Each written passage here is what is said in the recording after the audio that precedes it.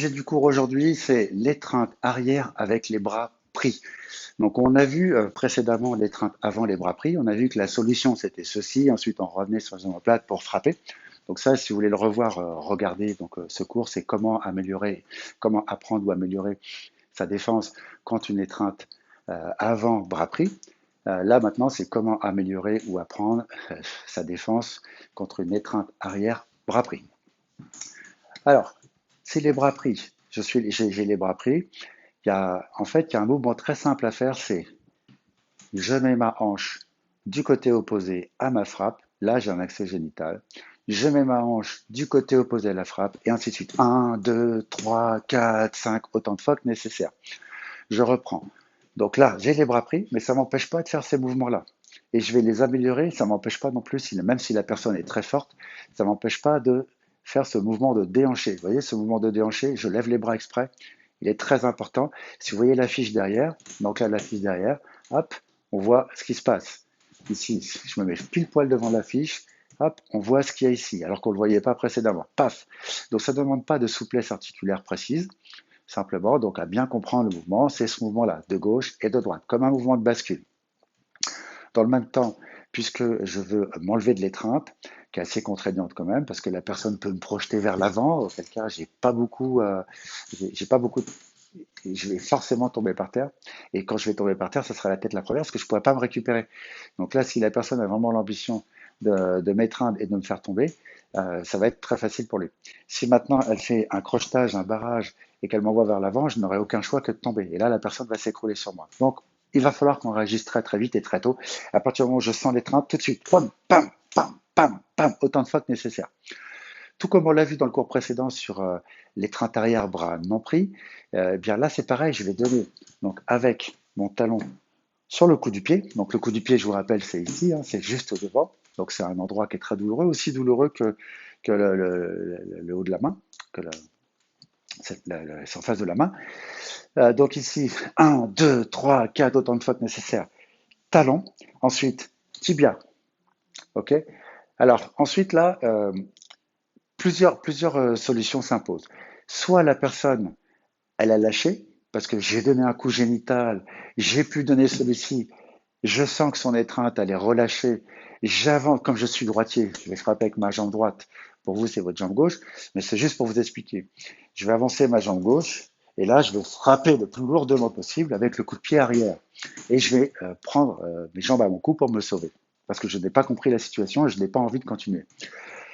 Soit la personne, je ne sais pas, on peut admettre qu'elle a une coquille ou qu'elle ne sent pas ce qui se passe en bas. Ça peut arriver. Donc là, frapper, frapper, frapper, frapper, frapper, frapper. Et là, si la personne n'a rien senti, je vais mettre de profil. L'objectif, c'est de ramener ses coudes vers l'avant, de façon à créer un- une espèce de dépression pour lui, parce que lui, quand il vous étreint, il est comme ça. Et tout à coup, en fait, il va se retrouver avec vos fesses qui vont être collées contre lui, qui vont le pousser, et il va se retrouver avec ses bras qui vont se retrouver vers l'avant. Donc, il va se retrouver comme ça. Donc là, il sera pas bien du tout, et il va lâcher sa prise. Il n'a pas le choix. Ok. Même s'il est comme ceci, il va être obligé de lâcher sa prise.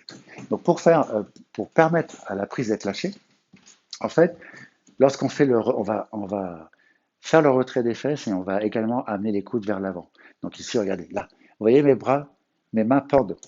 Elles sont pas comme ceci. Ça peut fonctionner, mais on n'a pas le résultat désiré. C'est-à-dire qu'on n'a pas cet effet où la personne vous étreint ici et si vous tendez les bras, elle va se retrouver là. Ben, elle aura toujours une possibilité de vous attraper. Alors que si maintenant vous êtes comme ceci, là, ses bras sont embutés, il sera obligé de lâcher. Vous allez voir, ça fait une pression assez importante. Faites-le avec un partenaire. Vous vous rendrez compte que la personne qui fait l'étreinte ne va pas résister très longtemps. Elle ne pourra pas. Donc là, hop, j'ai fait ceci. Et une fois que je suis là, ben là, il y a plus l'étreinte. Hein. Donc j'avance ma jambe, je regarde ce qui se passe derrière moi, je frappe et je me sauve. Si maintenant la personne est vraiment, vraiment très puissante, donc il existe encore une solution. Donc là, j'arrive pas, mais j'ai quand même créé une toute petite dépression, c'est-à-dire que j'ai créé un écartement suffisant pour pouvoir enlever mon coude, ensuite là, frapper. Donc, je vous le fais.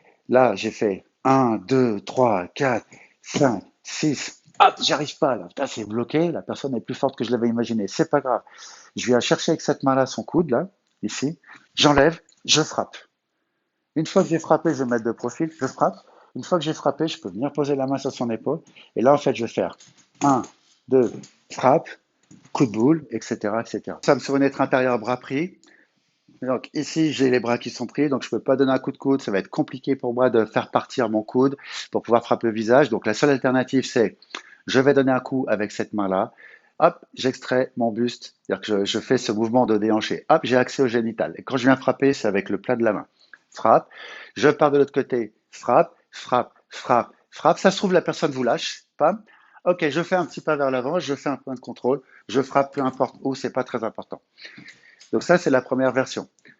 Ou alors, donc ici, la personne ne lâche pas, pour quelque raison que ce soit, parce que vous vous loupez ou pourquoi pas, parce que la personne dispose d'une protection génitale, ça peut aussi arriver.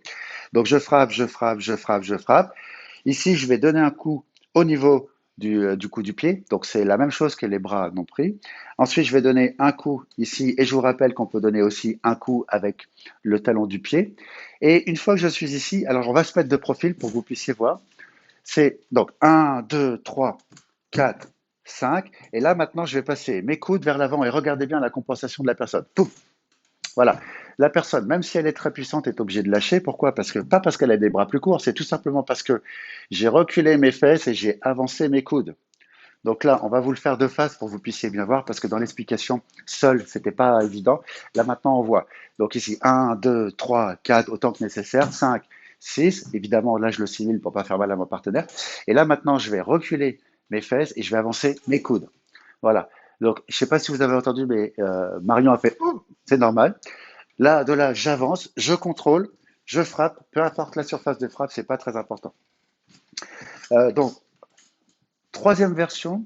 Donc là, cette fois, au moment où je fais ça, là, je suis tombé sur quelqu'un de très costaud, qui est vraiment plus fort que moi, donc ça va être compliqué. Un, 2, 3, 4, 5, 6. Mais néanmoins, j'ai quand même réussi à ouvrir légèrement la porte. Je sors mon coude, je viens frapper. Donc on va le faire de profil pour que les personnes puissent voir.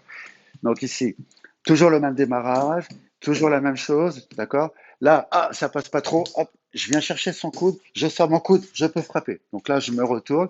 Et ici, donc, j'ai frappé, je colle son coude à moi, donc ça doit vous rappeler quelque chose. Ensuite, je pose mon bras au niveau de sa jugulaire, et là, je vais faire un petit pas chassé, un pas chassé pour pouvoir frapper. Une fois que je suis là, j'ai le coude, profitons-en, je viens faire une soupape, je me pose et j'ouvre ma porte pour pouvoir amener la personne au sol, tout simplement. Alors, je vous propose qu'on les fasse ensemble, mais on va faire les trois solutions probables. La première, donc ici, premier temps, 1, 2, 3, 4. Ça, c'est le premier temps, d'accord? Ensuite, tac, ça, c'est le deuxième temps. Bam, bam. Ensuite, on va admettre que j'arrive à faire ce mouvement-là. Donc ça, c'est le troisième temps, enfin quatrième temps, pardon. Puis, je regarde derrière moi, j'avance ma jambe, je frappe et je me sauve. OK?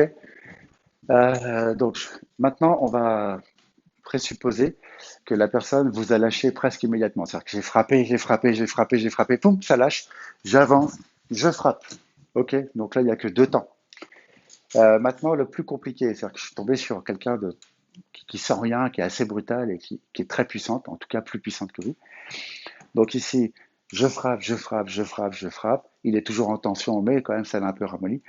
Je frappe ici, là, il est un peu en déséquilibre. Je frappe là. Ensuite, ah, je me rends compte que ça ne marche pas.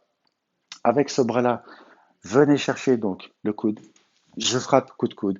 Et derrière, le but, c'est de se retourner. Donc ici, vous l'avez vu tout à l'heure avec partenaire, ça se passe très très bien, dans la démo notamment. Merci d'avoir suivi ce cours. J'espère que ça t'a plu. N'hésite pas à t'abonner, à partager, ainsi qu'à liker. Donc, je te rappelle, je l'ai dit en introduction, mais je le dis aussi en conclusion, que nous avons des cours tous les jours sur un format de 10 minutes. Donc, 10 minutes, ça passe très très vite sur des techniques en particulier. Soit tu améliores, soit tu apprends les techniques de Krav Maga. Évidemment, ça ne remplace pas un cours collectif, mais les cours collectifs reprendront très certainement au mois de septembre, où nous t'attendons nombreux dans les cours, où que ce soit. À très bientôt et en attendant, continue de t'entraîner.